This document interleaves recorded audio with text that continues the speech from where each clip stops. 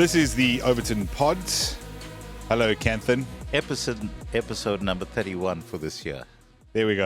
I'm already tripping over my tongue at the last minute. Yeah, tripping over your tongue. Yeah. So acute sleep deprivation. And your illustrious hair. Acute sleep deprivation. Which I keep being reminded about. Let's do this. Wow, look at that. Make people feel Maybe a lot we can better. slow-mo that down. Slow-mo, yeah. That It's whole like head wave thing. Yeah. It's That's what you get for the end of your show, people. You get full Kanthan, full-bodied Kanthan. And not full-bodied. Full-bodied. And grumpy old me. Yeah. Apparently, that was one of the questions. Why are you so lovely and I'm so grumpy? Just for the benefit of everyone who was boycotting Theresa when there was that outrage. Do you remember? fest. Do you remember when the EFF stormed clicks? Yes, I do remember that very- indeed. And I want to remind them that this is normal hair. Oh, Okay. And by definition, it is normal hair because my tribe invented shampoo. The word shampoo, people understand that it comes from India. And that's where the Brits got it from. This is normal hair. Everything else after that is a variation. It's a pity they didn't invent toothbrushes because then the Brits would have better teeth. No, actually, they did invent toothbrushes many years ago, but that's an aside. The interesting thing is that my grandmother used to have this weird tree stump that kind of had bristles on the end of it, Yes. which she used to use with charcoal. And of course, now you can end up buying toothpaste that has charcoal in it. toothpaste. Yeah. Everyone's gone nuts for the charcoal stuff. My grandmother died at age 93 with a perfect set of teeth, by the way. So there's that. There is that as well, but there's also your genes. So there's that. Yeah, you like them? Yeah, lovely. Got them from Pep. Lovely. Thank you, Sydney Sweeney. Yeah. Damn, we're already going down that path. We are. All right. So Do you know that Sydney Sweeney's Saturday Night Live actually pulled the highest ratings that SNL has done in like about 10 years? And I wonder why. it's called breasts and cleavage. Ah, okay. Yes, that was the sole reason. That's the special thing about Sydney Sweeney, apparently. Right, so we did ask for... We can have a long conversation about stuff, but I thought, given that it's the final one for the year, we'd ask people who watch the show, that it's 11 people, I think we're up to 12, actually. We'd ask them if they've got any things we'd like to discuss, any questions. So there's a whole bunch of stuff There that's was come really through. cool feedback on the questions. Just shout out to the guys. I think this was really interesting stuff. There's that even they were one asking. girl. There's more than one girl there. Come on. I mean, are you assuming their genders? You make a good point. So should we dive straight into it? Yeah, let's try to dive straight into it. All right. We're going to stay local to start, and we'll go for it. Take us wherever the road goes. Let's go. All right. So I'm not going to include people's names. Sorry, folks. If you're upset about that, then you can just leave your name in the comments and be like, that was my question. So first question, are there any real leaders in South Africa, preferably conservative leaning, to take note of, and any parties to show support for? And do we think the Freedom Front Plus ever have a chance? Well, it's written correctly here. The VF Plus ever have a chance of getting any real power? And there was before you go to that question, there was a linked question about someone asked if we're going to have a new political party rise to significance for 2029, maybe a centre-right party, so similar themes. And I think we should throw in here, included in, because someone else had asked about, is Helen going to win Joburg? And is it going to kind of have any kind of impact? So let's go through that as a theme. South African political leadership, is there anyone on the centre-right? Do we see parties that are centre-right, which would be called obviously by our media far-right, rising higher or not? And maybe then we'll go into Helen Zille towards the end of that. What's your sort of take on that? So the starting point around Helen Zille, is Helen Zille going to win? If by win you mean will she pull the biggest share of the votes? I think the answer to that is yes. If you by win you mean is the DA going to pull more than 50%, that I have my doubts about. So there are two different issues that we need to look at there. I'm convinced that Helen will pull the largest figures, and I certainly hope she does, but we're going to be stuck with coalition politics. Now, the question is whether the people that Helen would like to be allied with, which right now is only the Freedom Front Plus, as far as I can tell, whether between them they're going to get 50. No, I don't believe so. Okay, you went straight to Helen. I would have left that to the end, but fine. I'm willing to discuss Helen. Well, it ties in with the earlier question because, people asked in terms of are there any real leaders left in the country? And if you just separate out leadership as opposed to where the political leanings are, then I'd say Helen's at the top of the pile in terms of her ability to read a room, to be able to communicate with people across the entire spectrum, to be able to stand the ground, think on her feet, all of those things that you'd expect leaders to do. I think that Helen has got that. In terms of other people out here who've got that right now, I don't really see anyone who's anywhere in the same league. I don't know. What's your take? So I'm going to answer for what I think the why is to that. I agree with that. I don't think we have any great leaders on any side, by the way. I think, in the United States, for example, we'll go to the midterms later because there have been some questions about that. But in the United States, you can spot leaders on both sides who you say, all right, that person's got a real chance, whether I support their politics or not. For sure. They're actually a good politician. Take the case of Mamdani. 100%. You cannot diss the guy's leadership capabilities. Well, his political acumen. Yes, let's put it that. His leadership hasn't been tested yet because he's never had a job. But but that's true for lots of people in politics today. I mean, here's my problem. Actually, is so we don't have any good leadership either on the left or the right. There's no one coming up. You go, you know what? I really disagree with that person, but their leadership is superb. Their political acumen is second to none. Or their ability to really rally people around something. So sometimes people's political acumen not necessarily as good as it should be, but their ability to rally people around things is excellent.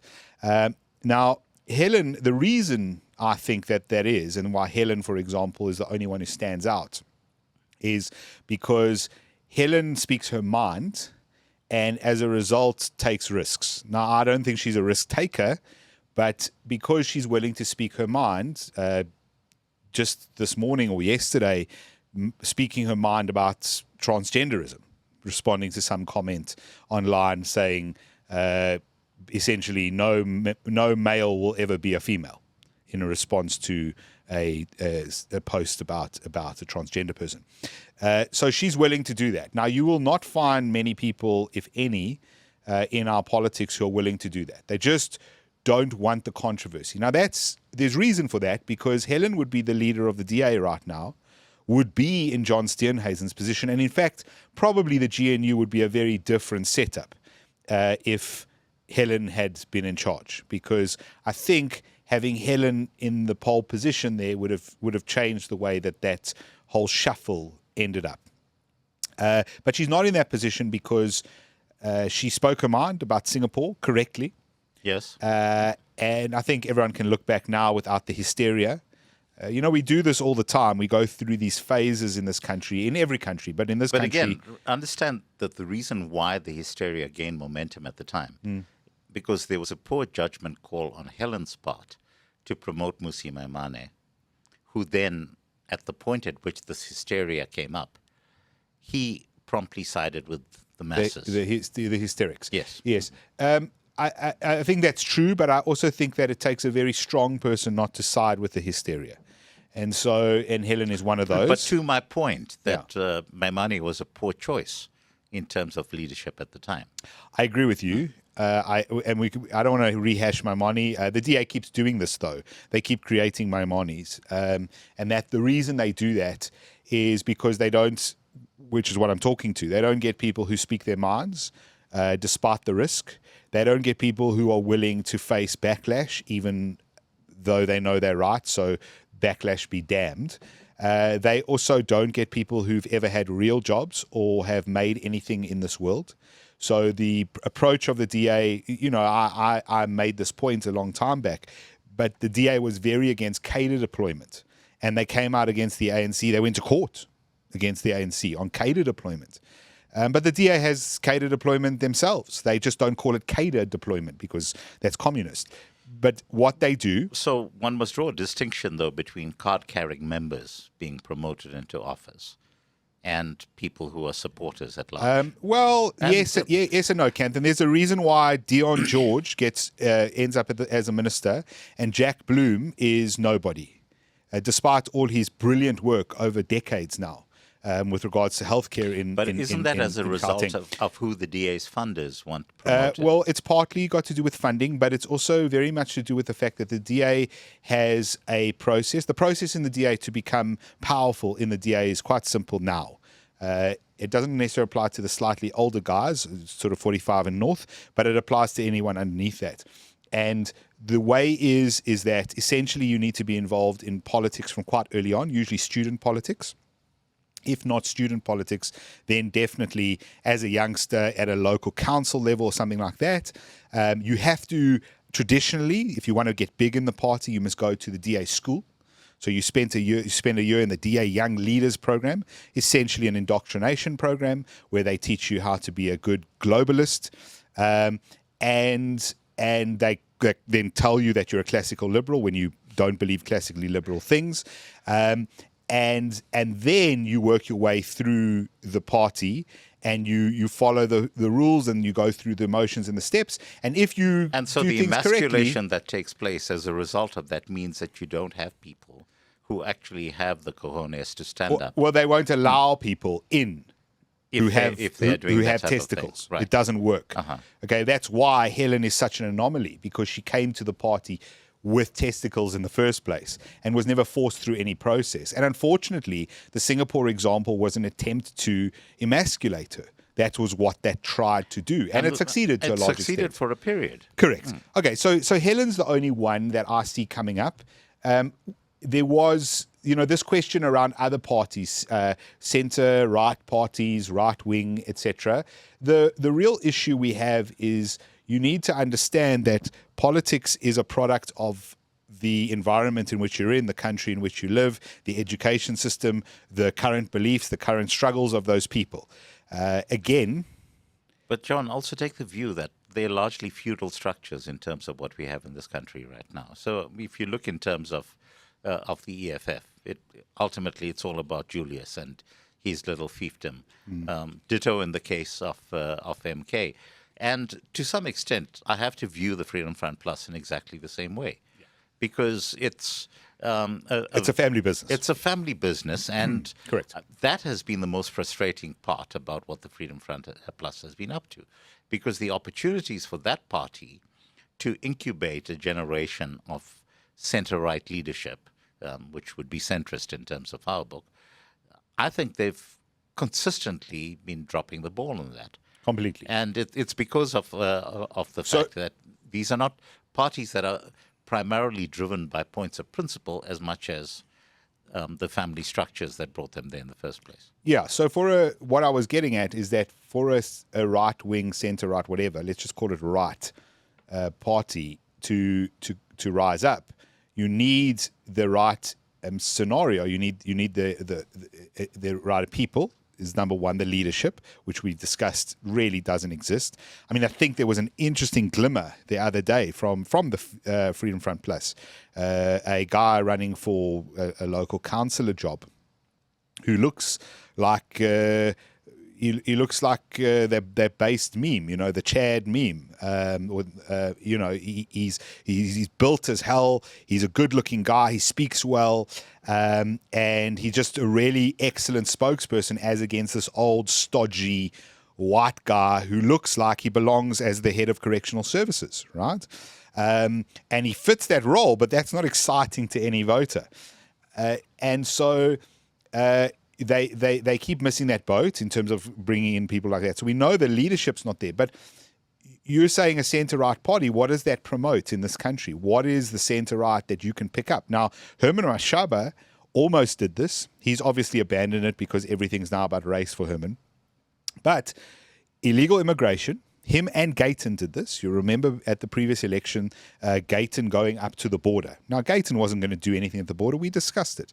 There was nothing that was going to happen because Gayton McKenzie was there in a reflective jacket.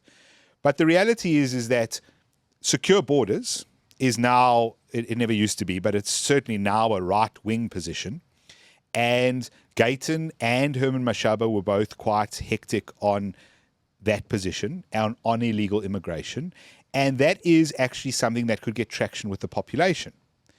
But, for example, the right to bear arms is not a popular right in South Africa. Now, I'm not saying lots of people don't want to own firearms, but if you run on that in an election, the chance of you getting traction in the environment is unlikely. It's not a topic that's up for discussion at people's dinner tables, like illegal immigration, for example, is, and the border. And it's just, even though it should be. But again, to the point of how you could take something like that and actually turn it into something functional. So I would have used the 16 days of activism to actually go out of my way to find groups of young girls, teach them how to shoot, and equip them with firearms, and put them out there. And I'm on your page, Kanthan. But the other part of this is either it has to be a topic of discussion at the dinner table that is almost organic, that is happening because it's such a widespread problem, or it has to be media-driven. And our media is never going to drive a whole bunch of girls John, but we know shooting that. for 16 days of activism.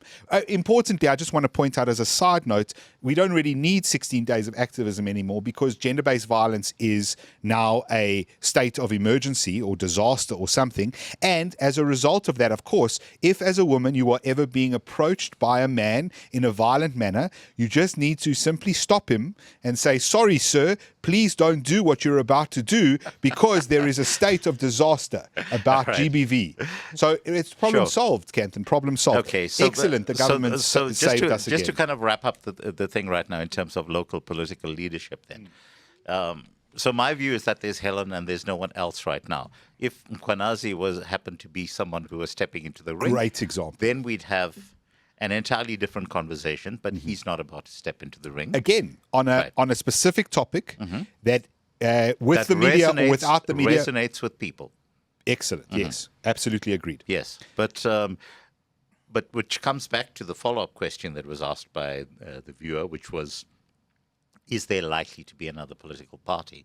And the answer to that is no, unless we have a scenario where there's external funding that comes in, which right now is incredibly difficult to do, because external funding for political parties, in theory, is not supposed to be happening. Now, we know it happens in other ways because, we have our president meeting with the head of the EU in Cape Town, where there's promises of money that then flow into government coffers, which we know eventually end up funding the political parties. And Iran, we know there's likely a relationship there, Iran, Qatar, etc.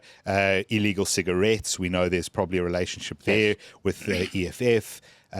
So we know that there are those funding models, but I don't think funding's really the problem. I think funding is the problem. Funding actually is the problem because your ability to do the very simple things of being so you need to hit a critical mass in terms of capable people that you are pulling into your party structures. But in order to pull those capable people out of their current employment and bring them into the party structures, you need money. You need money in order to pay their bills. So listen bills. to what I'm saying. I'm not saying funding. I'm saying funding's not the problem. The will is the problem. The will has never been there. So you're saying the models are the problem and, now we can't really fund or whatever. When we could fund, we still couldn't fund things like this. Now that you're meant to fund in the open or do it under the table in a funny way, we still can't fund it. Why? Because the will isn't there. We don't have our billionaires. You can go to them. You can explain to them the problems. They won't fund it. You have the Peter Bruce problem. Okay? So essentially, if you think of any candidate who would come up with solutions to our biggest problems, Mkhwanazi to crime, Helen Zille to economic refugees, if Peter Bruce would write an article and show how much disdain, how much discomfort he has sitting in Parkhurst or wherever he lives to that person, that is the problem we have. And those billionaires and those people, they have that same problem, right? So they don't want hard solutions to our hard problems because, unfortunately, those are always uncomfortable. The way you solve our crime in this country, we know. It's been done in El Salvador. You could do exactly the same thing in this country. It would be brutal. It would be, according to Amnesty International, against human rights. We've done it twice. Okay, we did it with FIFA, and again we did the cleanup for the G20. And it's possible. We know we can do it, Kanthan. We know it can. None of these people want those things to happen over a long term. They're prepared to allow it for the G20. Of course, that changed everyone's lives, and everything's much better now. So I don't even know why we're doing this podcast. But the reality is that the minute you propose these very difficult and hard solutions to these hard problems, you will not get the will in terms of those people to fund you. And of course, we don't have foreign will funding us just yet. And we'll see. You know, the thing is, the DA gets accused of a lot of kind of globalist ideas and their funders and all of this. The reason is because the funders always want a safe bet. And previously, the safe bet was the ANC. Came out of apartheid. They were the struggle party that triumphed. The narrative was good around them. No one mentioned the whole bit about killing off the IFP and all those people. And they were great people. And Mandela was at the top, so you really couldn't fault the party. And for 15 years, that was the safe bet. That's who you backed in South Africa, internally, externally. And then slowly the glitz and the glamour started to wear off. And now you've got to look for someone else. So who's the party that gets the second most funding? It's the DA. Why? Well, they look like they do the most things right. They're the least offensive. There's the least number of articles about them doing things that Peter Bruce would find objectionable. And that's just the reality. So will we have a right-wing party come up? No, not anytime soon. Not unless there is a magnetic leader who rises up on a specific issue, the likes of Mkhwanazi on crime, for example, and who says, I'm going to solve this one thing, I'm going to do it in a very harsh way, and I don't care about your criticism, and I don't care. And in fact, if there's a single issue that will unite this country, as we've said before, it's that. Yes. So let's move on from the leadership thing. So what's next on our... All right. So, I mean, I think that was interesting in terms of what's going to happen. Let's talk a little bit, because there was this discussion. Let's talk about, you mentioned Joburg and Helen not getting 50. I really hope you're wrong. I think you're right, but I hope you're wrong. I hope I'm wrong as well. The reason I hope you're wrong is because Helen wants to use that as an excuse, and so does the DA. So they've already put out this excuse. The DA does this all the time. Every election, the DA promises you what they could do as the DA, but then they always caveat it with, but if this doesn't happen in exactly this way, we, of course, will completely fail. But it won't be our fault. So the thing that we can say in our favor in this election that we are going to next year is that Helen has shown that she has the ability to pull together coalitions and hold them together. Because remember that when she first became mayor of Cape Town, that was a minority government. And she held it together with spit and chewing gum, but it was very rigidly enforced. And eventually, that catapulted the DA into having a majority position in that city. So it is actually possible.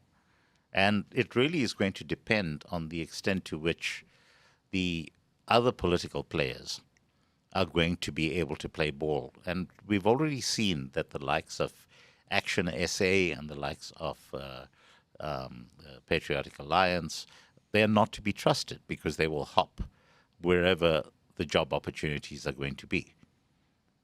So we don't have the answer, but yeah. So you and I want the same thing for different reasons, because you don't want the DA to have the excuse, and I basically want Joburg to be functional, even though I know that it's a level of functionality that's not going to be politically aligned with. For me, I need to just say that Helen, I think, will probably be the next mayor. My concern is, and I can tell you now, you can replay this part of the podcast when she becomes the mayor. Give her sort of 6 months, or 9 months, or however long you think it should take to see real change on the ground. And after those 6 or 9 months, you will have seen basically nothing happen. And that will be blamed on the fact that it's a coalition, the fact that the city manager is still an ANC person and, they have to just follow the rules and they can't just fire the person, the fact that the waste management has a union, the fact that there are contracts that are signed with service providers which they can't get out of. These are all the excuses the DA gives. And I want to say they're excuses. Because the reality is, and this is why I wanted to have more than 50%, I don't want those excuses of, well, we've got to keep the coalition together, so we can't upset the union, because if we upset the union, one of the parties we're in will be out of the coalition. I want them to have complete power. Because what they should be doing is they should be going, oh, there's a contract with you. Well, you're bad at this contract and it should never have been awarded to you. So we're going to take that on review and we're going to pay expensive lawyers to make this painful for you for the next 5 years, and then we're just going to appoint someone else. Thank you, you're not doing the job anymore. Oh, there's a bad city manager. Please do not come to work. Please find your goods at the front door. Everything that was on your desk is in a box. Pay out the person's contract. And pay them out Yep. and move on, right? Do a Ramon Cabernac. You're so good at it, the DA. You can do it to Ramon, but you can't do it to anyone else. So weird that. You can only do it to white people, John. Come on, surely you know this. Yeah. So that's why I want Helen. I don't want the excuses, but the excuses will come. I can tell you right now. So I'll tell you right away that one of the reasons why excuses will not come immediately is because there's lots of low-hanging fruit that the DA can fix immediately. And it goes back to the 3 points that, I was so upset with Mashaba about, because I wanted him to just do 3 things. Which was to fix the potholes, fix the traffic lights, and clean up the streets, as in physically clean up the streets. All 3 of those are very easy to implement very quickly, because we know that the reason why that those don't get done is simply because of lack of political will. But simply redeploying the budgets in terms of those 3 things will immediately be a sea change in the lives of all people in the city. And it's very quick and easy to set those things up. Yeah, I think Helen has got, I think it's 4 things or maybe 5, and they are like that. They're basic things she generally wants to do. So the focus she's got one now of them, on I think, is infrastructure, which would be potholes. The water supply, that's a very good thing for her to be going after, because, again, there's lots of low-hanging stuff that you can do in that area that can immediately result in better outcomes. So let's see. I hope she proves me wrong. But I'm willing to bet that what we'll get is excuses, because I've lived through 2 DA mayors in Joburg. And all I've heard is excuses. So maybe Helen will be different. I hope she is. And I also hope she has more than 50% in terms of her vote, so that they control the House, essentially, and the local government. And as a result, she can do what she likes. But the question is whether she has the temerity still to do what needs to be done, and all the haters be damned. Let's see. All right. And I that's think going to depend entirely on the numbers in terms of what they poll. Yes. But yes, if I'm fairly convinced that if they manage to get more than 50%, which I don't believe they will, then she will have the temerity to do so. So let's throw forward a little bit, because that's Joburg and it doesn't really interest everyone. The guys in Cape Town think they're sitting pretty. The DA is ultimately going to lose control in Cape Town, and it's also going to become a shithole. But until a couple of years' time when that happens, let's leave it for now. So let's throw forward, because some of the questions sort of mentioned the next big elections, which is 2029. Yes. And they also mentioned they asked about the DA-ANC leadership races, and where we think that's gonna go. And I posted something this week about all of this nonsense going on with John Steenhuisen. And from what I understand, because someone got very cross with me that I had apparently dissed R.W. Johnson, I didn't read R.W. Johnson's piece. I didn't either, because it was behind a firewall. Oh, was it? Oh, I think R.W. Johnson's prose is brilliant. I think he's an excellent writer. But I don't read people who write things that are telling me what's obvious. So R.W. Johnson is an excellent writer who tells you what's obvious right the moment before it becomes obvious to every person on the planet. And I usually find things that are obvious just a little bit before that. So me and R.W. Johnson are on the same page. I don't find him particularly useful. Other people say he's brilliant because I think that they're not seeing what's obvious. So I don't know what he wrote, but basically it's something to do with John Steenhuisen, from what I understand, and his leadership and the fact that he needs to go, as far as I understand. All I had written in terms of my post was to say that people are focusing on the wrong thing. You can worry about John Steenhuisen's leadership. You can worry about... But Steenhuisen's effectively the Keir Starmer of South Africa, if you think about it. Yeah, he may be, but hold on. I want to just get into whether that matters. I don't think it does, because you can focus on whether he's a great leader, bad leader, terrible leader, Keir Starmer leader, or whatever. You can focus on his credit card spending, on garage pies. You can do all of that stuff. It doesn't matter. The reason you suddenly know about all that stuff, the reason you were told for a year that John Steenhuisen's great and he's doing excellent work as agriculture minister, and et cetera, and you can go to the DA's own account doing these, those things they do, those little adverts they do, right? Are you suggesting that the media has now been weaponized in an attempt to get John Steenhuisen out of the way? So the leadership race has started a little bit early. That's what's happened. And part of that was set off by Dion George. Dion George is a funny character. Hey, no one in the DA wants to mess with him. No one. You ask people inside the DA to talk about Dion George.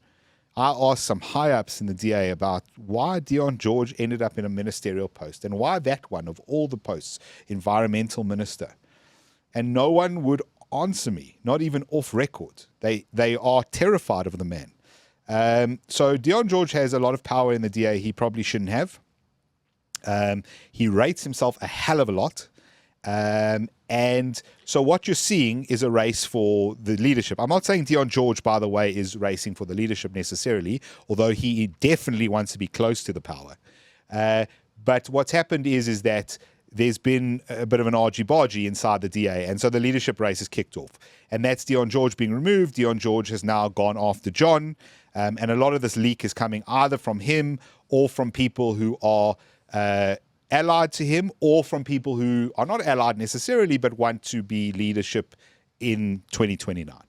And that's what you're really seeing. So what I'm saying is stop focusing on the rubbish. Who cares about John's credit card, right? If you thought that John had amazing financial abilities, I don't know where you got that from in the first place. Now you have a little bit of confirmation that he doesn't manage his accounts well. Okay. He's not the treasury minister, so the finance minister. So, I know you think it's really important, and if he's got a budget in agriculture, whatever, okay. If you think it's that important, great. I'm saying I don't really care to debate any of that. This is a leadership race within the DA, and you're being manipulated to either like Steenhuisen or dislike Steenhuisen. Meanwhile, across the pond at Luthuli House, has Fikile Mbalula had his salary paid yet?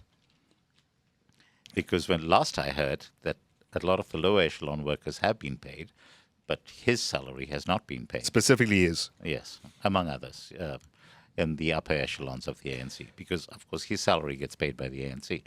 And it's this fascinating scenario where you have a literal billionaire as the head of the organization. And surely, if you're the head of the organization, you'll extend a loan to your colleagues in the hierarchy to ensure that their salaries get paid. I mean, what am I missing here? No, you're not missing much, except for the fact that the ANC is obviously very bad at managing money. We know this. It's not that they're bad at managing money, right? If you've got money in your ANC account, that's fine. The problem is they can't leave it there. They have to take the money for themselves. We know this.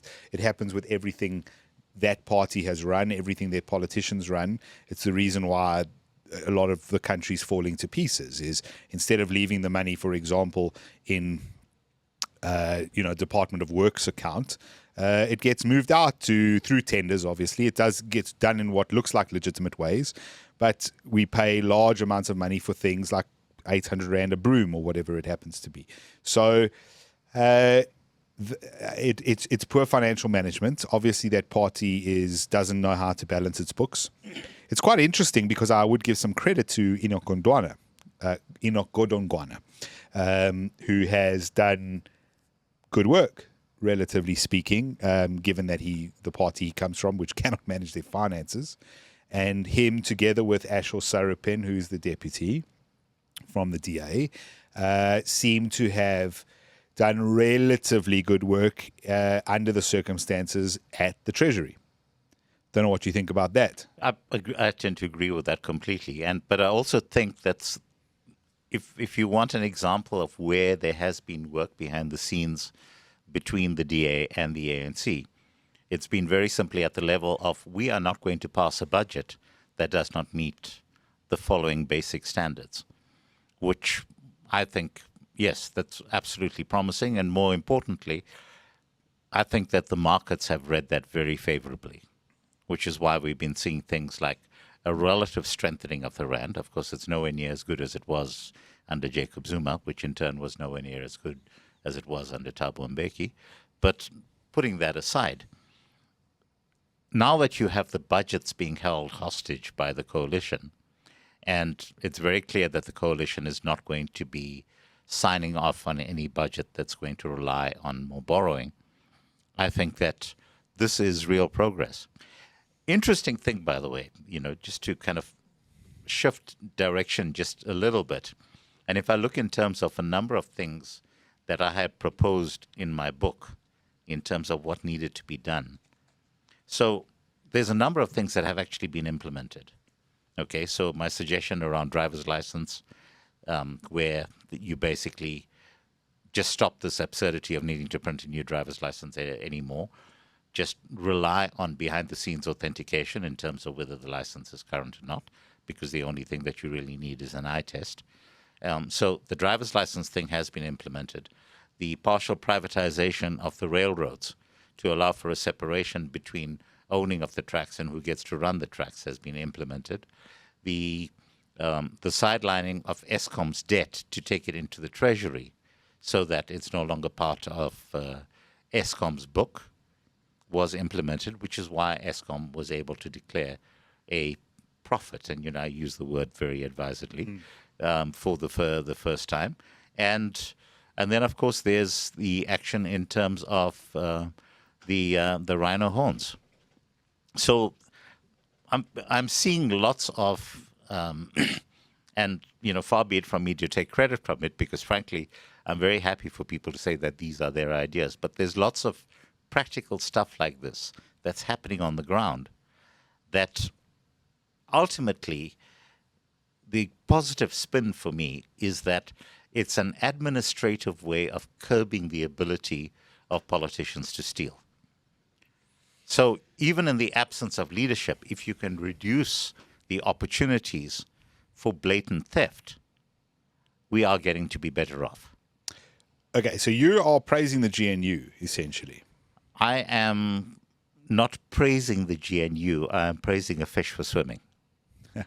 Because I would say that's great about all those things. They, in theory, are nice ideas, including the fact that the rand is stronger. Yeah, that's great. Lovely. It has its problems because we are a country that now relies on imports. And so there are pros and cons. Well, of fuel.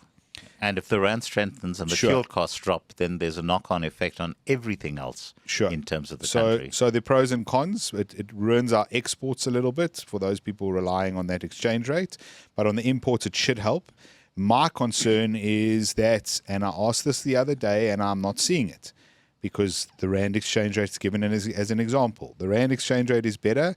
So what has the GNU done for you? How is your life every day better as a result of the GNU? Not ethereal things. No, there's no answer that you can point to specifically. Unfortunately, that the GNU's done better. And so where the dollar is now and the oil price.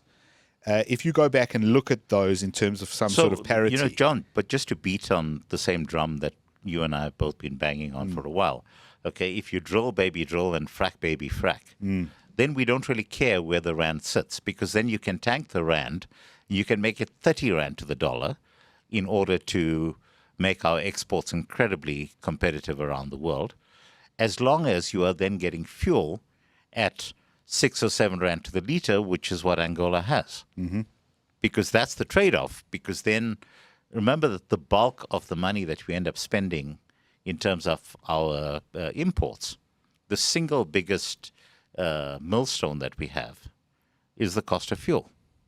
And we have the solution to that. And interestingly enough, I see that Thabo Mbeki has come out of his shell and started questioning the energy policies of the current ANC Well, government. there has been some good movement on that. There's also been some movement on fracking, and the whole, quite quietly, the fracking in general as an idea has been unbanned, so to speak.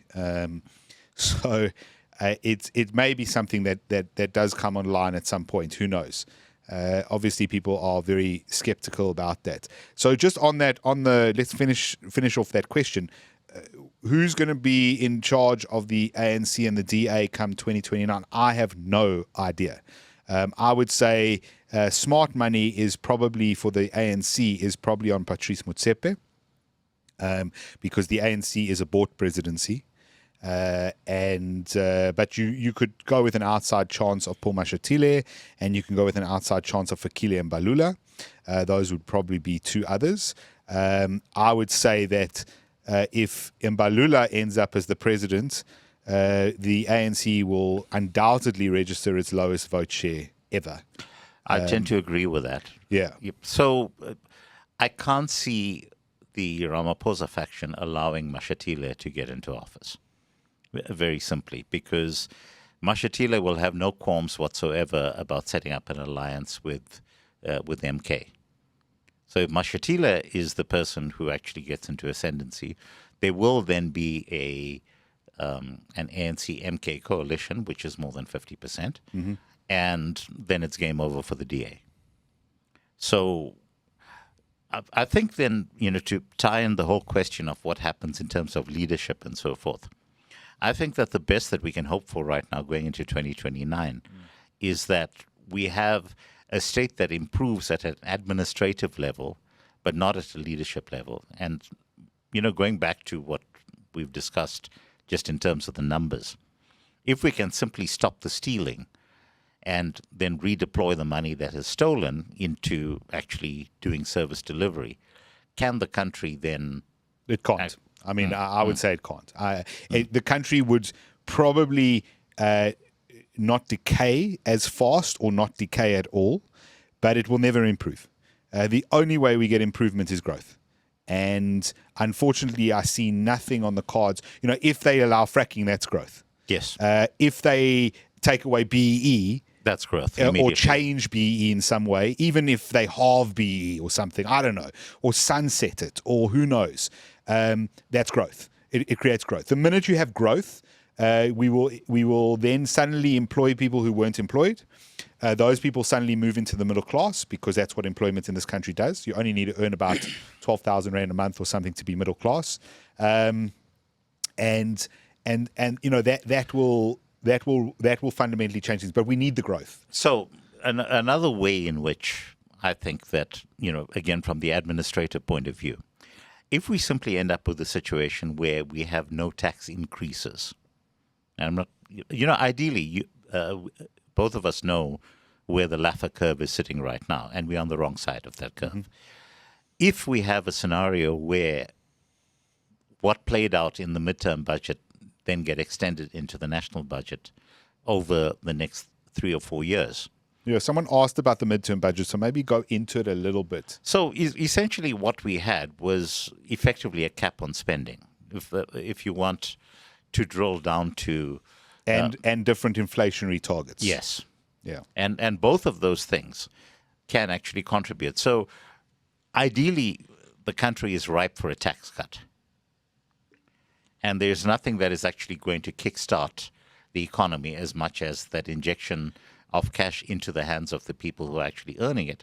Because I think, again, you and I both agree that people are better at spending their own money than the government is. 100%. So, for example, if we were taking money that is currently being spent on education and simply release that in the form of vouchers to people across the But board. let's not go so because people go, oh no, I don't trust people with vouchers or vouchers. It's a big system. Or let's not get so technical. Let's just take what you've said. Give a tax cut. If a person earns 100,000 rand in a year, and normally they would pay 20,000 of that to the government, so they'd be left over with 80.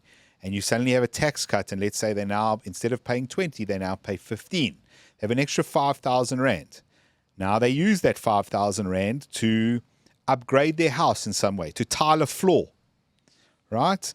That's money to the tiler, money to the company that sells tiles, right? That's just more money going around in general, which means, for example, if hundreds of people do that, the tiling company needs to open another store. And which in turn creates start jobs. another factory, and which in turn creates jobs. And so these are the simple economics that it blows my mind. It's because we don't teach this at any level of schooling, ever, anywhere. It doesn't matter whether you go to the best school in this country or the worst one. You will never learn anything about basic fundamental economics. And so our kids come out of school as essentially economic illiterates. And they don't understand how money works and why it needs to go round and round and how important it is and why the private sector is the driving force of any economy and always will be. And, of course, then we have the kids falling into all kinds of weird ideological traps. So, all right, good. I think let's move on a little bit. I don't know who's going to be the head of the DA. Any guesses on the head of the DA? It should be Helen. It should be Helen. And I think that certainly if Helen manages to pull off a victory in Johannesburg next year, then I think that she's going to be a shoo-in for the position. If she doesn't, I really don't know who's going to be the person that's most likely I would to say be it stepping forward. really doesn't matter. It doesn't matter. Because you're either going to get a polished type of person like Jordan Hill-Lewis, Cape Town Yes. mayor. You're going to get him or someone like him who kind of says the right things, never says the wrong things, goes along with the flow. You'll get that type of person. Smart, but, not willing to step out of the box on any major issue. Or you will get another episode of Musi Maimoni. We've got to appeal to the black electorate, so we must appoint a black person. We were asked a question, by the way, about Cape Town, where I said we should just ask Jordan Hill what his take is on that. What was the question? I Do you forget. remember? I forget what the question No, was. don't stress. You'll find it just now if you do. Let's move on. There's a broad question which I think can take us into a lot of the other questions, which is what will replace post World War II Bretton Woods, that global system, and what will the world look like in 20 years' time? So I have no idea what the world will necessarily look like. I don't like predictive stuff, and generally it doesn't work out. The reason but what we can say is that we can see particular patterns. you That are can, emerging. but you start doing the Franz Cronier thing where you have to come up with 4 scenarios because literally anything could happen. So you become a fortune teller, and I get it. Some people pay good money for that, but I don't love that. But let's talk about what he's referring to, which is Bretton Woods was the global system which basically fixed exchange rates and had the US dollar as the sort of command currency, the lead currency.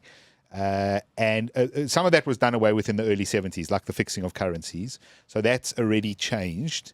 But I think where the question is going is kind of what happens with the US dollar, what happens with US dollar dominance, American dominance, and the rise of other systems, perhaps the Chinese, perhaps the Russians in some way, or the Russians have been pioneers in this because they've been forced into it by the sanctions as a result of Ukraine.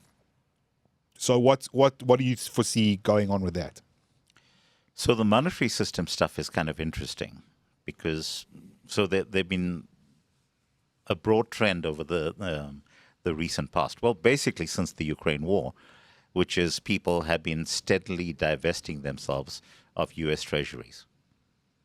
So, they haven't cut them out completely, but there's been a steady chipping away in terms of what's been happening with U.S. treasuries. And there have been many doomsayers who've been predicting that, the U.S. is going to collapse at the point at which China, for example, decides to pull, all of its money out of U.S. treasuries. And, you're always going to have people who come up with worst-case scenarios around how this is going to happen. Take the view that correspondingly, while you do have this moving away from U.S. treasuries, the U.S. has done a massive amount of work in a very short space of time in terms of how they have been going about regulating the entire cryptocurrency mechanisms. Now, the reason why this is important is because of the fact that they have licensed this entire concept of stable coins. Now, the idea around stable coins is that you have things that are literally pegged to the US dollar. Okay, so you will have a cryptocurrency that is pegged to the US dollar, but in order for them to be licensed by the US, for every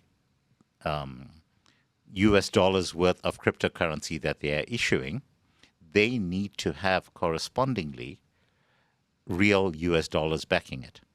Now, how do they get those real US dollars in order to back the cryptocurrencies? Well, they need to borrow it from the US treasuries, which becomes a very quick replacement for the way in which currently you have to rely on people from outside the country buying it. Now you have people within the country who are ending up effectively buying into the US monetary system. But the place where this actually ends up being interesting is right here on this continent. Okay, because the biggest reason why people in Africa end up being poor is because people in Africa cannot save. Why can't they save? Because they don't have access to hard assets like gold. Their ability to buy things like US dollars is, again, restricted. As soon as you now move into a cryptocurrency framework, it means that, for example, people on the ground in Zimbabwe are able to effectively trade with each other outside of the formal banking system. And this is already happening because now if you are simply trading with each other on the basis of stable coins, which are effectively guaranteed by the US government based on the fact that they are licensed by the US government, that means that suddenly for the first time, you have an incentive on the part of people throughout this continent to immediately take all of their existing funds and transfer them into US dollar-backed stable coins. And for the first time, they then have the ability to have maintaining the value of the currency without being stolen by inflation. Because if you look, and Zimbabwe is a very good example of this, because the pattern right now in Zimbabwe is that when people get paid at the end of the month, the very first thing they do is to go out and buy as many US dollars as they possibly can. Why? Because you can only buy fuel in US dollars. Now, imagine if the Trump administration is able to enforce the rolling out of these stable coins throughout the continent. And they are already doing it by exerting real power on a number of governments around. So, I touched a while back on the fact that they've managed to get the Angolan government under their heel. They've done the same in terms of East African governments. Zambia is already very firmly headed off in that direction. I'll be very surprised to not see a number of the other SADC countries also following suit. And Namibia has already indicated that it's very happy to move in that particular direction. So what is replacing these frameworks? So it's happening at a number of levels. So the one is, yes, you can have a pullback from U.S. treasuries. Yes, you can have a swing in terms of the U.S. Treasury still continuing to be funded based on the fact that these stable coins then become the gateway for people to make use of it. Meanwhile, behind the scenes, you're going to have, particularly among the larger economies, so all of the BRIC countries, with the exception of South Africa, the process of trading in their own currencies has already become a real thing. So nearly all of the trade that's taking place between Russia and India has been taking place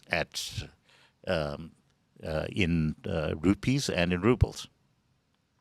So that ended up being a problem for India because, Russia was then, they were paying for oil in rupees, but then Russia had no way of monetizing those rupees. So, but there's been an interesting scenario that's emerged because Russia is now taking those rupees and simply investing them in the Indian stock market, which then in turn gives them access to the revenue streams that flow from there. So there's a complete reshaping of the way in which money is actually being handled on the global stage, and it's not going to be one solution. And these are all things that are going to coexist with each other. Yeah, I mean, I don't hold as much hope for stablecoins as you do, but I'm open to the idea. I just my issue with all of crypto, and I know some people get very upset when you include Bitcoin in crypto, but I'm going to. My issue with all of it is that it's still very technical. The people who do it and love it and will argue with you for days about it, and I've stopped doing that. I don't think it's very technical, John. I understand it quite well. Yeah, it's not. That's not what I'm saying. It's not what I'm saying. The average people start using an iPhone because it's easy, it's obvious. Everyone's doing it. It's simple. You pick it up. You can understand it within 30 seconds. They still haven't found a way to make crypto that. Okay? And no matter how many times I tell people this, who love the technology, who love the crypto, who love Bitcoin, who love Ethereum, whatever they're into, no matter how many times I say they haven't made it simple enough that the average person who doesn't even know what it is, who doesn't even know where it comes from, the average person doesn't know where the 10 Rand note in their hand comes from. They couldn't tell you. They couldn't tell you how it came to be. They couldn't tell you why it has value. None of that matters to them. They don't care. I get that it's important. I understand all of that. So, but you're not affected in this country to the same extent that people north of South Africa are. And what I'm saying to you is that the degree of understanding in places like Nigeria, in places like Zimbabwe, in places like East Africa, compared to what we are doing in this country, and it's driven by necessity. I got you. The degree of understanding may be higher, but I know enough people in Zimbabwe, as it happens, that I can tell you that none of them are using any stable coins or crypto. They're all still using USD notes. Yes. Okay? And if I told them tomorrow to start using some sort of crypto technology, they wouldn't. Okay? It's just not there yet. So the reason why it's not because there it's not yet, easy enough. So the reason why it's not there yet is that there is still enough of a supply of US dollars going into Zimbabwe for them to be able to manage the process. The problem is, Kanthan, is that you don't step on people's necks to make them love something. No, you don't. This is what people don't understand. This is why they don't get why I have issues with EVs. Okay, you don't step on people's necks to make them like the next product. You make them like the next product. You say to them, please, I'm going to take the BlackBerry out of your hand and I'm going to give you the iPhone.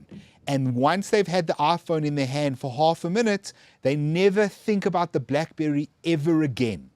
And we haven't yet got to the moment. I don't disagree with your premise, but we have not yet got to the moment where people want to use any kind of crypto technology, stablecoin or otherwise, instead of a note yet, or instead of a credit card or whatever it is. So it's happening in lots of places currently. Okay. And more importantly, it is growing on a daily basis. Now, so you and I have spoken about the point at which this will actually take off, and it all ties in with the law of diffusion of innovation. And until we hit that critical mass of 13% of any populace making use of it, it is not going to go viral. And we are nowhere near that 13% point yet. The question is, are we seeing a systematic uptake? Is it more than 1%? Yes. Is it more than 2%? Yes. At what point does it actually hit the 13% mark?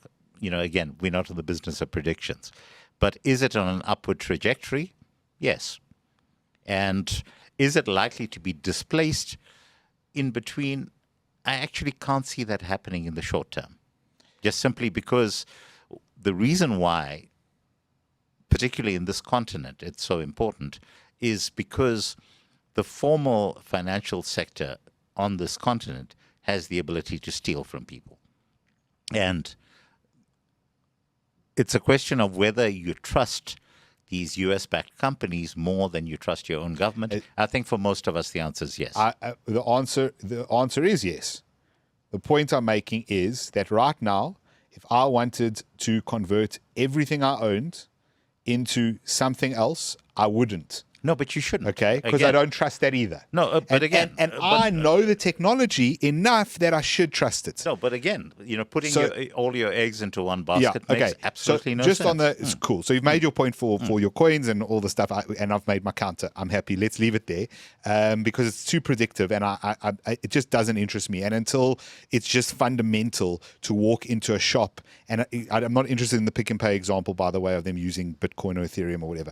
Until it's just fundamental that what's in your account isn't rands or dollars or pounds or whatever, isn't some government linked fiat, it's something else. Until it's just fundamental, and it's just fundamental that using it is so simple and obvious to people, it's not going to change. So I'll tell people, take a look at a Blink wallet and... Okay, stop advertising for people. No, I'm not advertising for people. I'm saying that if you want an example of a ubiquitous piece of technology that's rapidly getting uptake throughout the country, right now with the Blink wallet, you can end up paying at most of the retailers in Plettenberg Bay, for example, or Witstrand, for example. There are these communities where people have seen the benefit of being able to transact with each other in this way. And there's been a slow and steady uptick. Cool. To answer the question, because we've gotten straight too far into the weeds on like an incredibly boring topic. But let's tell people that let's just take the view that there's not going to be a one-size-fits-all solution that's going to dominate. Okay, I'm more interested in the broader thing because it's great. There's stable coins, there's Ethereum, there's Bitcoin. None of it really actually matters to me because I don't really care whether you end up using a stable coin that gets called the Kanthan coin, and that's what everyone worldwide uses as their money eventually because humans subvert systems. That's what we're actually good at as a species. So we will subvert that system, and Kanthan coin will become exactly like the US dollar within a period of time. And governments will have control, and banks will screw you, and all the rest of the stuff will go on. I'm more interested in sort of what the question I think was pointing to, which is to say, is the US dollar going to have this power over time? Are other things going to rise up? I think there are some interesting things happening.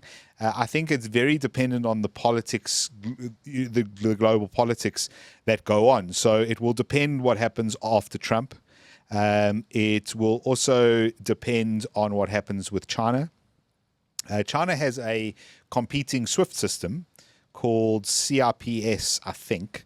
And if you now start having multiple systems like that, which are being used, let's say the East starts using that type of system, India, Russia, China, and America and the West are stuck on SWIFT, you might have interesting movements and changes in that. I think there's nothing that stops people from being simultaneously connected to SWIFT and to all of these other payment gateways. There isn't, but the change in how the dollar is seen, we've discussed it, but the biggest mistake was moving the dollar off the gold standard.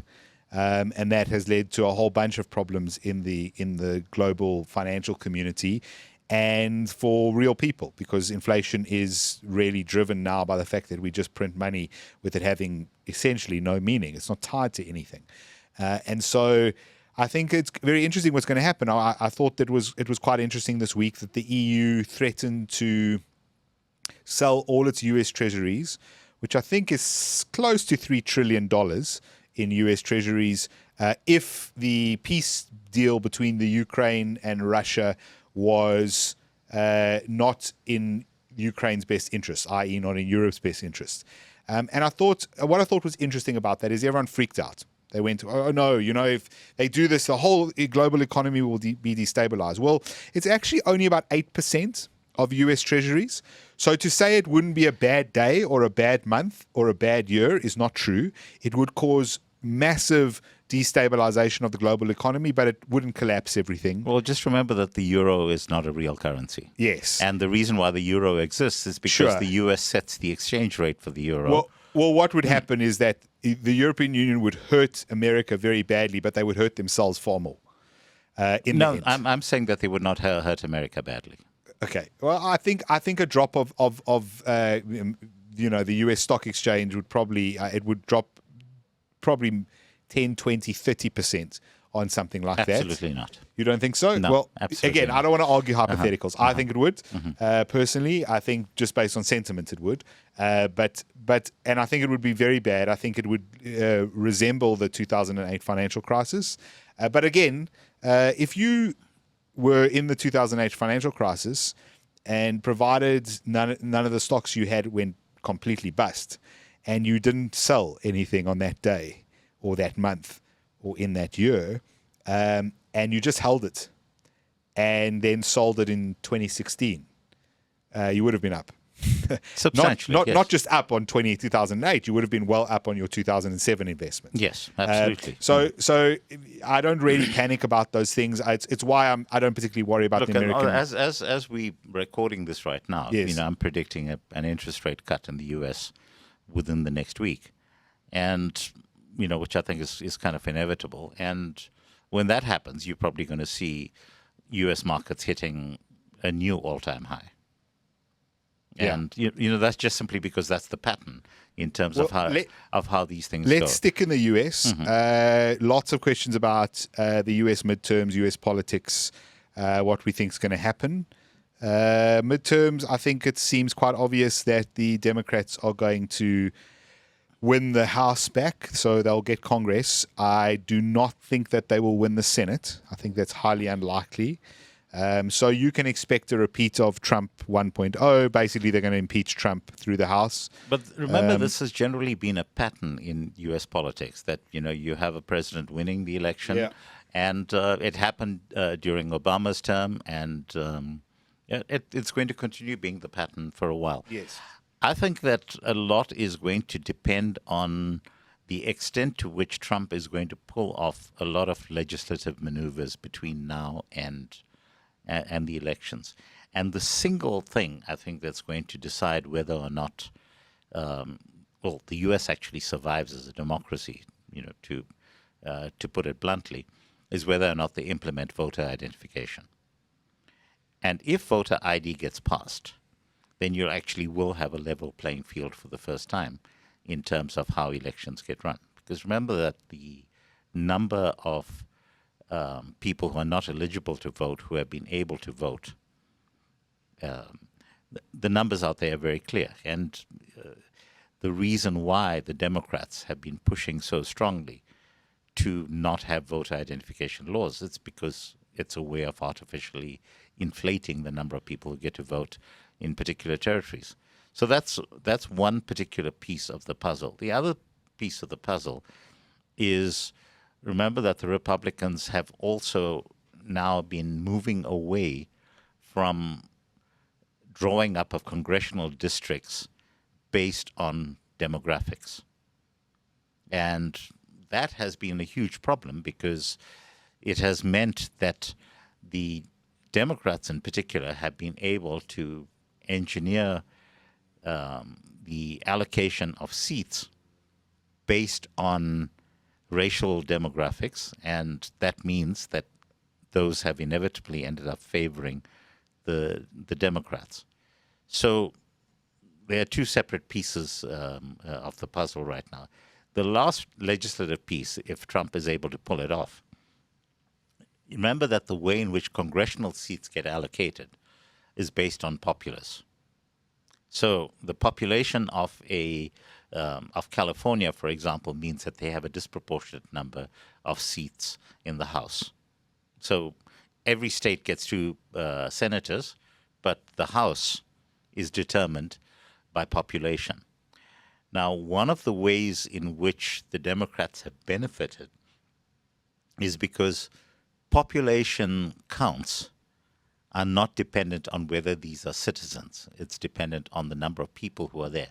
So by flooding your state with illegal immigrants, It means that you're artificially inflating the number of candidates. And again, if Trump is able to push the Supreme Court in favor of actually insisting that the census must measure people based on whether or not they're Americans, Yes, and naturalized. allocate seats on that basis. Again, that's going to make a huge difference. So again, I'm not in the business of predicting. All things remaining exactly the way they are right now, the Democrats will win the House. However, all things are not likely to stay the same. So Yeah, those are various I think pieces there's of the some puzzle. interesting things. I think that it looks like the Democrats are going to win the House. I'm not sure all of the things you've just mentioned are going to come to fruition prior to that election. Remember, we're less than a year out from that election. The Supreme Court moves very slowly. We will have an answer on birthright citizenship before then. So that's interesting. If you arrive in America on Tuesday and give birth to a baby on Friday, your baby is an American citizen. I think that the Supreme Court should rule, obviously, that birthright citizenship like that is completely illegal, unconstitutional. But I think what they're probably going to do is throw it back to Congress. I don't think they're going to be brave enough. But I'm not sure all of those things happen. I would hope by the end of his term they do. I just think it's going to be annoying because what's going to happen is you've got a country where that country doesn't run properly anymore. Remember, what's meant to happen is that the president is meant to be the executive. That's, in other words, the person who does the things that the country wants to do. The laws that the country is governed under, i.e. the president is doing those things within the realm of those laws, is meant to be the Congress. And for pretty much almost 100 years now, that has been subverted, where the executive just kind of does whatever they do as acting almost as a king.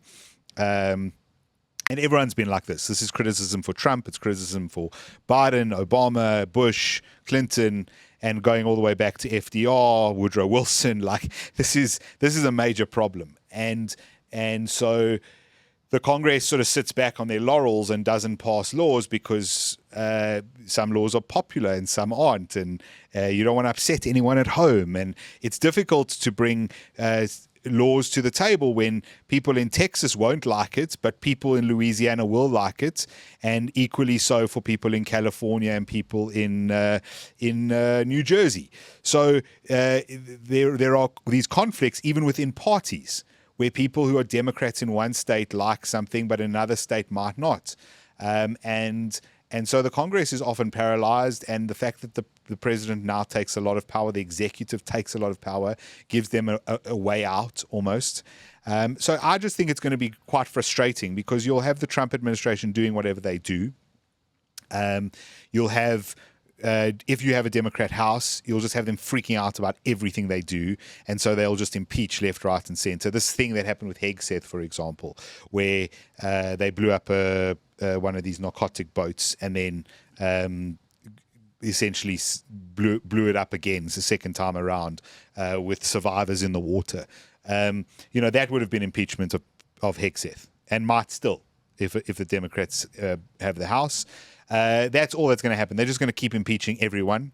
It'll be big news for weeks and weeks and weeks on end, and then it'll go to the Senate. The Senate won't vote it through, and then they'll start all over again. It's just going to be frustrating and the usual hysteria that we used to. I don't actually think it's going to make much of a difference to the Trump presidency. I think Trump has an idea of what he wants to achieve in these 4 years. I think the whole idea of a lame duck presidency is not something he has any identity with. And I think he's going to do stuff right until the last day in office. The real thing, I think, which is driving the Americans at the moment is the cost of living. And it's quite unfortunate because what's happening is even under Trump, Americans, even supporters of Trump, are saying, things are still too expensive. And so that things aren't coming down in price, even though their man is in office. The issue is that he can't bring down the price of things because that's not how that works. Government, when it tries to centrally control things, makes things more expensive. And trying to centrally control things to make them cheaper only makes them more expensive.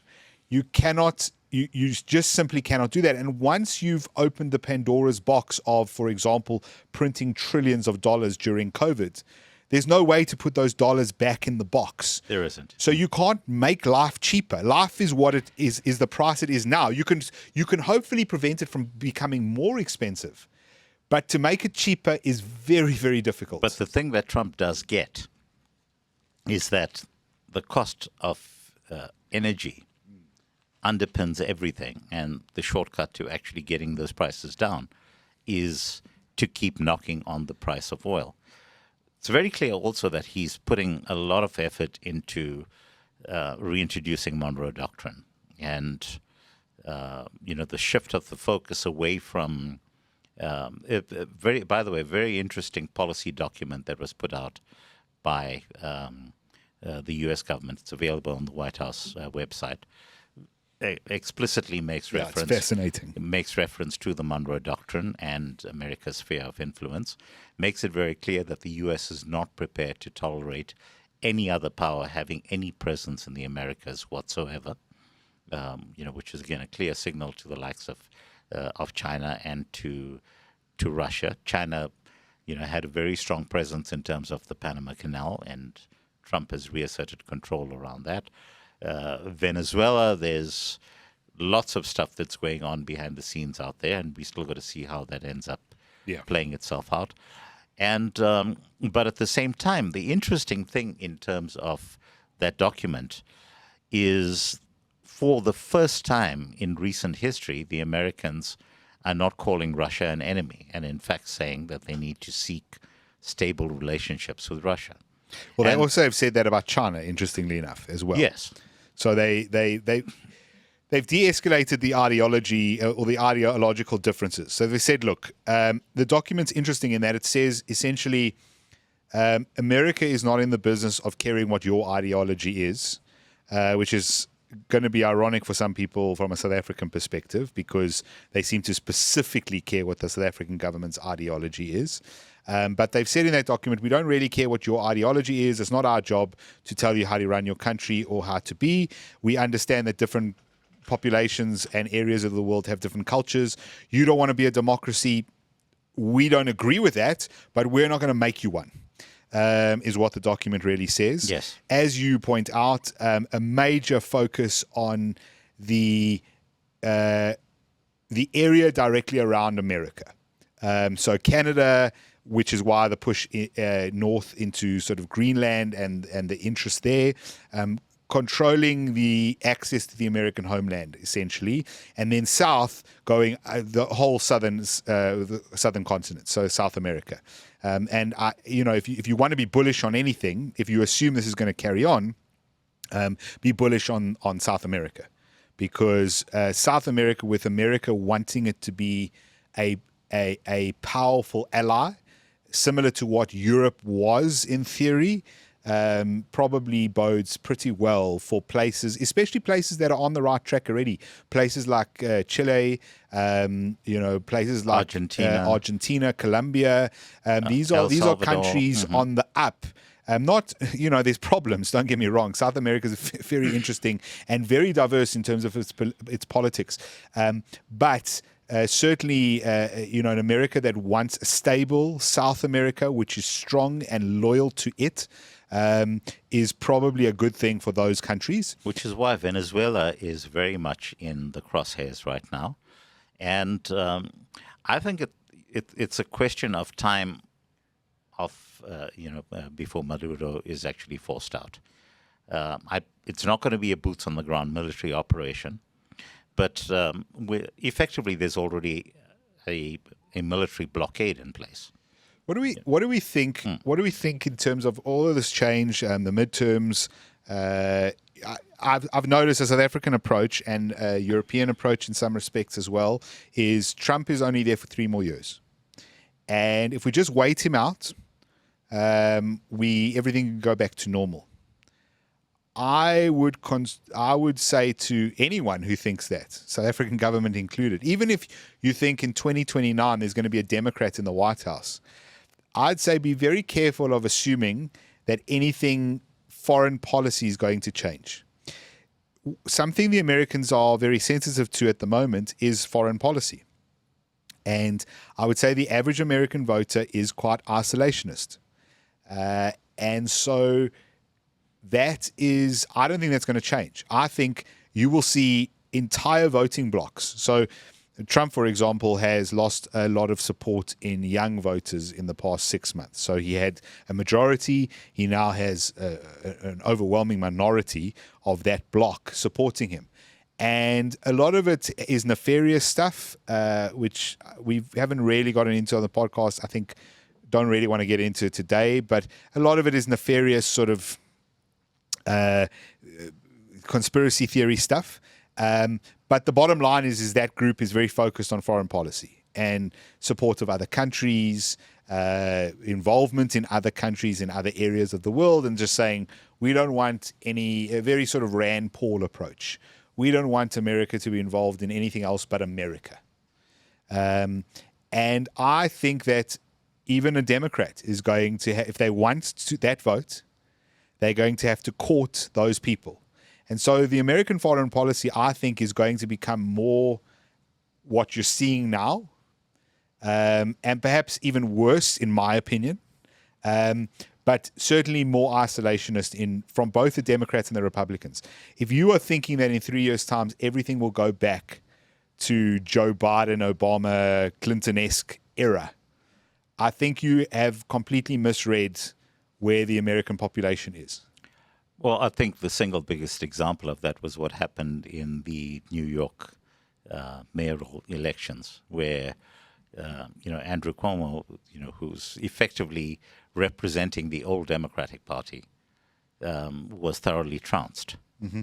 And so what's very clear is that the Obama-Clinton type of Democrats are going to be replaced by the AOC type of Democrats. Does that mean that necessarily AOC is going to be a presidential candidate next time around? I don't know. I think they're still more likely to look at someone like Gavin Newsom as the potential front runner going into the next election. But I think right now all of those things are way too early to make predictions about. A lot is going to depend on how the midterm elections go, and that's going to affect a lot of the global relationships as well. But I think that Trump is going to do his damnedest to eliminate every single possibility of the state in some way being weaponized against the Republican Party in the way that USAID was done, for example. So, short answer is we don't know, right? Yeah. Mm-hmm. Short answer, we don't know. I mean, I hope that's given some insights into it, though. I think we've given some answers there. I do want us to find time for the question about, which was, again, the futurist stuff about, do we think it's necessary for today's children to learn how to write? Okay. Well, so you got sent this? Yeah, I got sent this. It was an interesting question. In fact, I think I want to read it out. Do you think it's still necessary for today's children to learn how to write? If we are moving to an all-digital world, then keyboards and touch screens are our arguably superior substitute pens. One does not need to know how to write in order to learn how to read. Do we predict a world in which kindergartners are taking touchscreen classes instead of holding their first pencil? And, penmanship is evidently dying. Is the need for a pen altogether dying as well? Will the ability to write by hand one day, similar to how speaking Latin has become an anomaly, all in the name of what on earth do I need it for? It serves me no everyday purpose, which I think is it's a fascinating train of thought. Yeah. Well, what do you think on it? Because you've said before that your view is very much one of education changing. I've disagreed on that point, but you do feel that education's completely going to change, and online and digital and all this stuff. Do you think pens are out? So I think that pens have served us very well for a particular period, in our history. You see, what's interesting is if you go back through the millennia, and a very good comparison that I will draw is in terms of Egyptian civilization and Babylonian civilization. So Babylonian civilization predates Egyptian civilization. And yet, to a large extent, our knowledge of Babylonian civilization is better than our knowledge of Egyptian civilization. And why is that? Well, it's because the Egyptians were writing on papyrus, which does not have longevity. And the Babylonians were inscribing stuff onto clay tablets, which does have longevity. So that was able to survive the passage of time, as opposed to papyrus, which promptly perished. So our ability to then be able to dissect what happened is actually relatively difficult, to compare to track the course of Egyptian civilization. So Egyptians, they've left very clear artifacts. They've left tombs, they've left pyramids, all of that kind of stuff. But the knowledge of what went into constructing them, as opposed to Babylonian civilization, where we're actually able to understand how their monetary system worked, as a very good example. So are we going to leave behind glass pieces of glass that no one knows what we were? So the issue that we've got right now is that nearly all of our stuff is being stored in the cloud, so to speak, which basically means that we have these data centers around the world that are carrying the bulk of the entire knowledge base of civilization as it currently exists in this particular phase. Now, the question that you then ask yourself is, what is the longevity of data that's stored in these cloud systems? And we know that it's entirely dependent upon ongoing energy supplies in order to simply maintain them. And we also know that in the event of our leading into a global thermonuclear war, as an example, the first targets that both sides will be looking to take out will be the respective data centers, which are responsible for actually storing a lot of the strategic advantage of the various powers. So imagine a scenario now where Johannesburg gets hit by an electromagnetic pulse. All of the data that I've got stored on my home systems, and I've got like 24 terabyte hard drives that, will be gone in a flash, literally. And, there's no way of recovering it. In fact, currently, strangely, the only way that you have, that you're able to save information in computer storage is on optical disks, because those will not get fried by an EMP, because, it's write once, read many on. So I want to look at the context of the fact that pens still are very useful in terms of being able to write down stuff that's not going to be wiped out by an EMP. The paper itself is far more likely to perish in the long term. But again, if you're using acid-free paper, you can get pretty long longevity out of it. I do think, look, I think a couple of things to be said.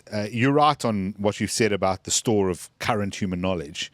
However, you look at the Library of Congresses, for example. Is the Library of Congresses or Congress? Congress, yeah. Yeah.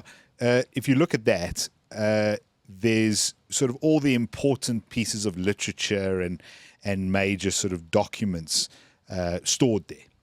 That's the whole purpose of it, right? To have some sort of store of human knowledge, human capital. I also think, realistically, I agree with everything you've said. However, there's also just the practical component of it. If you have a kid today, they're still teaching those kids to write with pens. They're still teaching them cursive and making them write, essays in that. So I think even though as adults we use screens mostly and don't use pens that much, or a lot of people, I think the reality is until you remove it from the education system, and they're getting there, your high school seems to be run on iPads now, or some sort of tablet device, then ultimately it probably will become extinct. You probably, in 100 years' time, maybe a lot sooner than that, 30 years' time, as soon as kids as soon as kids go to school and don't get given a pen and taught how to write A, B, C, D, E, then I think the pen does become one of those hobbies. You'll have like stamp collecting clubs. You'll have penmanship clubs, and people will do it almost as this esoteric thing. It won't be a common thing. I wonder though, if you don't learn to write actually with your hand, are you literate? I don't know the answer to that. I assume educators would have thought about that. And that's the reason I assume they still teach kids to do that, to read and write in their mother tongues. Well, I think the reason why they still do it is because no one has actually suggested an alternative. And the interesting thing for me is that the alternative is not likely to come in the form of tablets, but it's really going to come in terms of, evolution around what's the next level of communication that actually takes place between human beings. Now, language has served us very well. I mean, the reason why we're the apex predator on this planet is because of the fact that we are able to communicate very complex ideas across the species, which, frankly, no other species on this planet has the ability to do. And the primary means by which we've done that has been in the form of spoken language, particularly, which then gets translated in various forms into a written store of knowledge. But you must also take the view that language is inherently flawed in that the way in which we communicate is entirely dependent on a range of other nuances. I mean, facial expressions is a very good one that is an important part of the process of communication. Just simply using words, if you don't know the context under which a word is being used, because you don't know whether weather is referring to weather or whether it's referring to weather. And, as a very good example. Then you've got stuff like Neuralink happening. And the interesting thing for me about Neuralink is that Neuralink is allowing one to engage in communication at a much faster level than one is able to do in the physical realm. So, for example, would you be able to make use of a Neuralink implant and think an entire sentence into existence faster than you can do so by speaking or by writing it down? And I think the answer to that is yes. Not yet, it isn't. No, actually, we're already seeing it happening in terms of the people who are the initial subjects around Neuralink. They don't convert it into words that are visible to another human quicker than they would have spoken it. Onto a computer screen, yes, they can. Not what I've seen, but okay. Yes, they can. I'll Now, take your word for it. It's still in the early days of it, but certainly in terms of your ability to be able to manipulate a simple thing like a mouse on a computer screen, just simply with your mind at a faster rate than you would by physically moving a mouse or by using spoken commands. The answer to that is yes. Will that then end up in a scenario where there's more effective forms of communication than using spoken language, which in turn translates to written language? For example, would you be able to hardwire people's brains together? Would we have a matrix type scenario where you're actually able to plug yourself in and absorb knowledge? We're nowhere near that point. But is there a trajectory that's pointing in that direction? So I think that right now, yes, I think that there are definitely efficiencies in terms of people being able to use electronic devices to communicate. I mean, most kids text at a much faster rate than they're able to write things down. Certainly my 9-year-old sends me text messages at a dizzy rate. Get her to write down the same thing in cursive, and, it's a relatively laborious process for her. So already we're seeing an improvement in terms of efficiency. Do I still think it's important for her to learn how to physically write? Yes, because what happens when the power goes out and you have no means of actually charging it, and you need to be able to leave a trail. I had I'm going to toss in an anecdote at this point. 2008, yeah, I'd sent my daughter on holiday to the UK, and then I decided to pop up to the UK for about a week, and just to grab a break. And I landed there on Boxing Day. And interesting thing about the UK, Christmas Day and Boxing Day, almost everything shuts down completely. But for the first time in 2008, when I landed, they offered me a Garmin Navigator at the car rental place. Normally I use public transport, but that doesn't run on Boxing Day, so I rented a car. And so I took a GPS tracker. And so the friend's place that I was staying at, I just simply put his address into the GPS. And, so I picked up my daughter at Guildford, then drove back to London, went over to Westminster to watch Chicago, the musical, at the theater, and came back and found that my car had been broken into and the GPS tracker had been stolen, along with my friend's address, which I did not have at the back of my mind. And so here we are sitting in the freezing cold on Boxing Day in London, and I have no way of getting hold of my friend because he's at a party and his phone is off, and I don't know his address. And I had to resort to falling back on my the only real natural talent that I have is a great sense of direction. And so I plotted in my mind back and forth the routes that I had taken, and after about an hour and a half, eventually ended up at my friend's house, and we had the keys, and we went upstairs, and we were fine. But I had told my daughter on the way up there that there's going to be that I had this natural talent of being able to navigate, and now there's a piece of technology that tells people how to do it. And the problem is that when you then remove the piece of technology, what happens to people who've never actually acquired the skill? Yeah. And I think that there are so many things that, we really should know how to. I think you've delineated something important there, which is the difference between a tool and a skill. Yes. Okay, so all of our electronic devices are tools. None of them are skills. Correct. So your daughter being able to send a text message in a fast way, that's not a skill. Correct. She's using a tool to do something, sure, to communicate, but it's a tool. Writing, reading, those are skills. And so maybe that will be the answer. Maybe we'll realize that whatever happens, you still need to be able to write, right? Because we could the world may end up in a place where we don't have access to computer chips for some reason or tablets for some reason. I think technology is at an interesting place as well. You talk about Neuralink. I'm not as bullish on Neuralink. I think it's got a long way to go. But look, I'm certainly not going to make myself an experimental subject for Neuralink.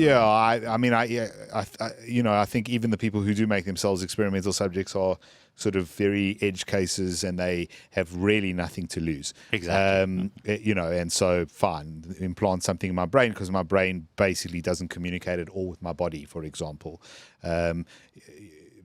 Cool. So I've got nothing to lose.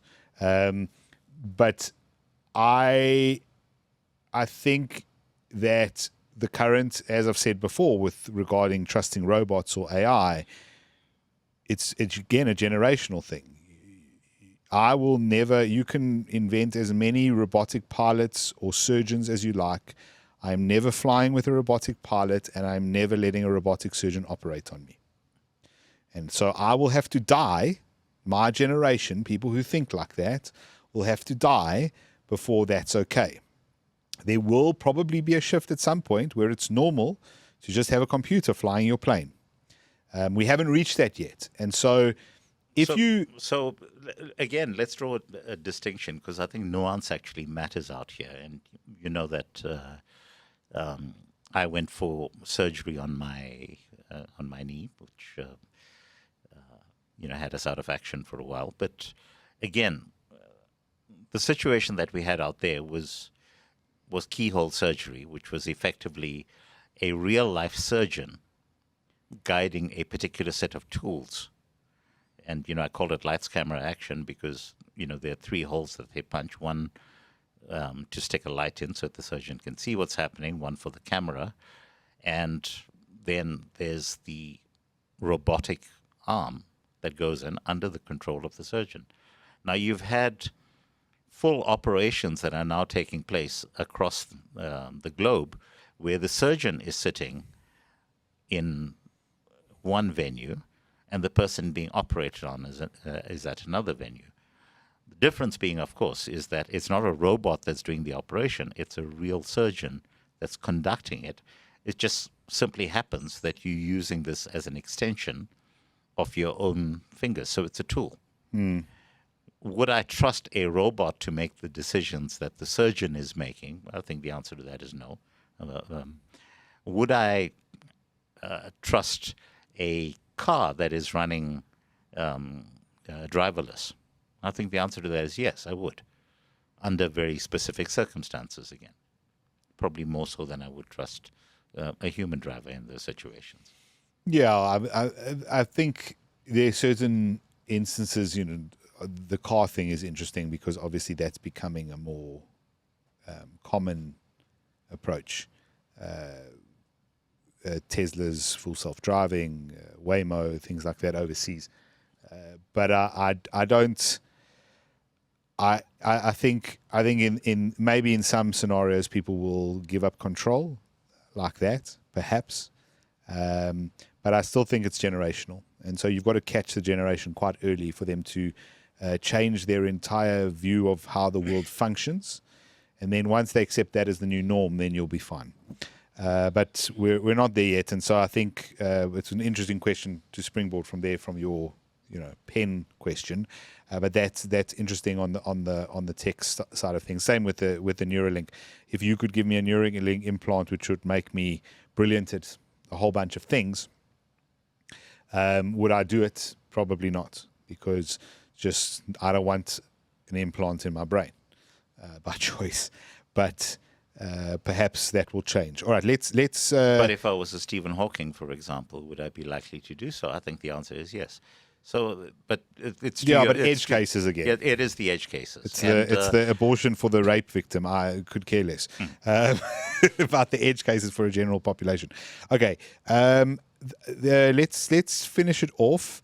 I thought we could finish off with two of these questions.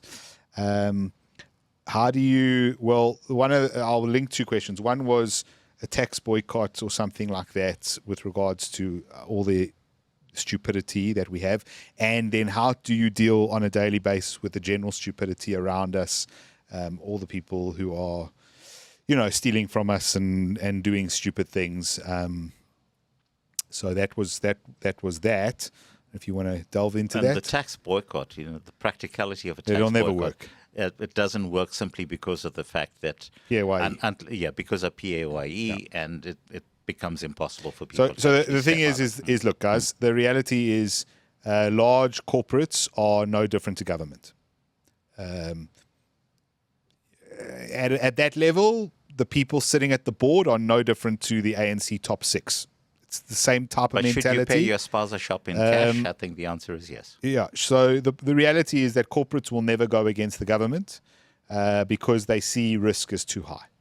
And so they can't do that, and they would argue they have a fiduciary duty not to do that, and so they never will. It's the same reason why all the corporates bought into the COVID stuff.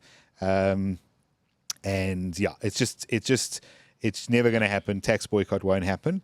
But tax avoidance is legal, and it's a moral duty, tax avoidance. Not tax evasion, but tax avoidance. There you go. So, and then I thought the last bit, sorry if we didn't get your question, but we are running out of time. It has been a long podcast. For both of you, what's the biggest or most valuable lesson that you learned this year? Sure. Should I go? Because I've got an answer. Go for it. I saw this. I saw this question and I've thought about it a little bit. So, as you know, I pay a lot of attention to politics. As I've said, not that much to South African politics because I think a lot of it is very obvious and fait accompli, essentially. So I don't get too engaged. I don't know what's going on in that Madlanga Commission. I think it's completely bread and circuses. I see no purpose to it. A big thing I've thought about this year is, how does this make my life better? Not in some broad sense that, I want the world to be better and the whales to be free or some nonsense like that. How was my day today, or how will my day tomorrow actually be better because of this thing? And I think that if you ask that about the Madlanga Commission, you'd be able to say, my life, nobody's life will be better because of the Madlanga Commission. One guy's life is obviously worse, ended because of it, but that's about it. And so, looking at American politics, I look at that, and I think it's been quite an interesting lesson from American politics this year. And it's kind of the shift I've seen in US politics and what I'm seeing happening in American politics in terms of where it's going. I think after the sort of MAGA movement, America is headed straight to socialism. I think that's the next big movement. And I think that they will call it different things and they will frame it different ways, but I think that you will have Republican candidates selling socialism. And you will obviously have the usual left-wing candidates selling socialism. And I think socialism is the next big thing. And I think the biggest lesson from the year for me is that, humans are, especially when it comes to large decisions, we're become like a hive mind, and we pick up on trends, and then we'll pick up on a certain trend, and we'll just kind of follow it and go in that direction, even if we know it's very bad for us. Even if we sat down individually and looked at it and went, where does this lead? America's going to go to the point of saying the government must save me from high costs, even though the reason there are high costs is because the government tried to save you from a virus. And it's unfortunate, but it's also something where I'm not getting as twisted up about it anymore. I kind of am getting a bit more zen about it, just accepting that these things are cyclical in some respects. It's going to go that way. It's going to go the other way afterwards, probably. It's all quite dangerous, because what we really have is, they say the pendulum swings from the one side to the other, and if it goes too far one way, it goes back the other way. The problem is it never stops in the center, right? It just doesn't stop in the center. And for all the criticism of the post-World War II consensus, that's really what they were trying to do. Okay, I know there's some nefarious people involved in all of this, and everyone's always got an agenda because it's humans with power. But that attempt was, in some respects, at its most steel-manned best intent, was to try and get everything back to the center. We don't want anyone to murder anyone for their religious beliefs or the way they look. And we also don't want to build walls and deprive people of goods because the government says not everyone can have them, so nobody can. We want to bring it somewhere to the middle. And unfortunately, humanity's never been in the middle in all of civilization, and we don't work like that. And so I guess you just have to accept that it's going to kind of swing wherever it swings, and you've got to go with it and be a little bit, as I say, zen about it. So that's my lesson for the year. I think it's a great lesson. I think that I've been decidedly zen for most of this year. You've always been decidedly zen.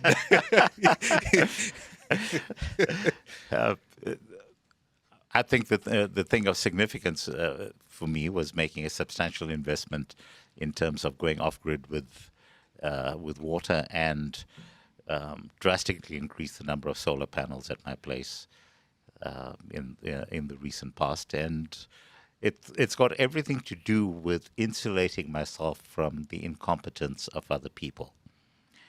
And I think those of us who are generally disdainful of democratic processes, because let's face it, democracy basically Stars in darkness. yeah, democracy basically incentivizes people to take money from people who are actually generating it and to spend it on themselves.